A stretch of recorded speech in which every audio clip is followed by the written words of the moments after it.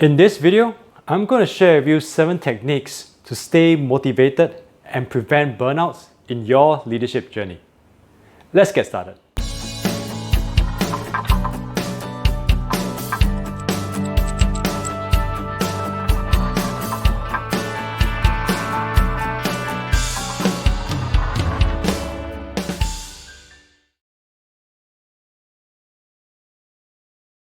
It's easy to get excited when you're starting off in your leadership journey. But very soon you're going to realize that there are actually many things that you have to do, many hurdles that you have to get over in order to be a successful first-time leader.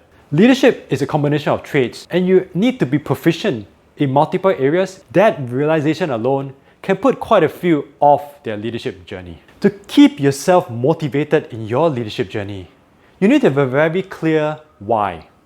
Why do you want to be a leader? What do you get out of it?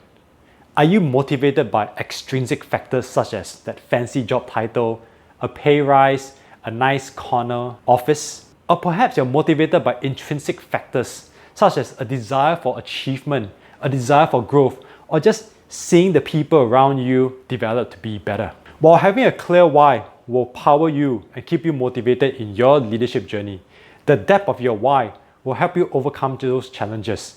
And the bigger the challenge, the deeper your why.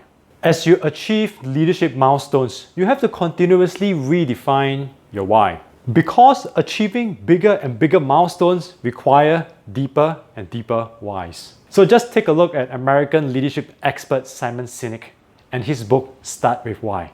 When your why is deep and clear, it is easier to stay motivated in your leadership journey.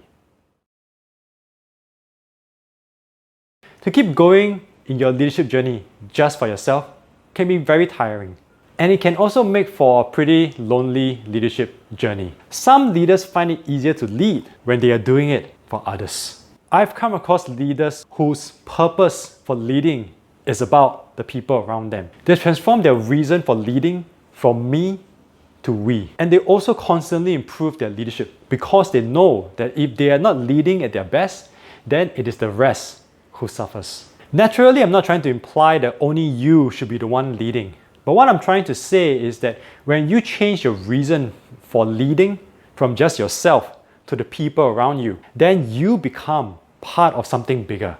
And then it becomes easier for you to stay motivated and prevent those burnouts because you know that the impact is not just limited to yourself.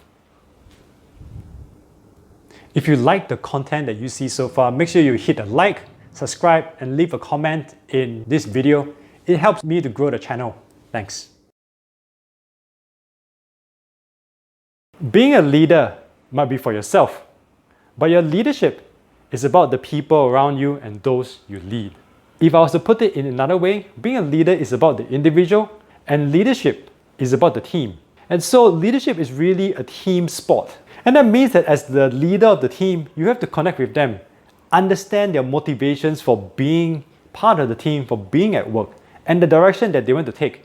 And then what can you do to bring them there? When you are a leader, sometimes you feel that only you can lead and carry the team forward. But when you're exercising your leadership, you have to acknowledge and accept that it is about the team as a whole. So don't feel that only you can lead and carry the team forward. Instead, develop your team so that they can take on more of the team's workload and lead in their own way. It is the collective ability of the team that produces the results that you need, and which in turn, as your team becomes more capable, they also start to lighten the leadership workload that you have, which then frees up more of your time so that you can focus on more important things for your leadership. In understanding our own why, we understand what motivates us in our leadership journey. What is equally important as well to stay motivated and prevent burnouts in that very same leadership journey is our own expectations. You see, leadership is a lifelong learning journey. I've met many first-time leaders who believe that they can become competent leaders within a matter of months, when in fact, many of the leaders that I've spoken with have told me that it has taken them between 2 to 3 years before they became comfortable as first-time leaders. While your why is going to keep you motivated in your leadership journey, you have to celebrate the small wins along the way rather than look at the big milestones. Because what this does is when you focus on the journey, it then gives you better mental preparation for the daily challenges of being a leader.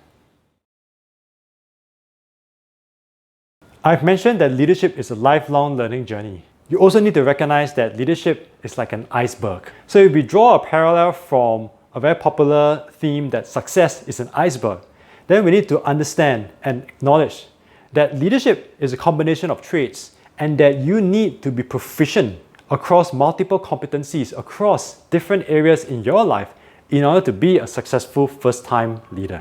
When you have the right why to keep you motivated in your leadership journey and you recognize that leadership is about us rather than just about yourself, then you will be motivated to keep learning and keep improving your leadership. It means having that curiosity to keep improving yourself as a leader and as a person in terms of your mind, body, and spirit. When as a holistic person you are growing, then your leadership capabilities will grow with you, which will ensure that you're more resilient to burnouts as a leader.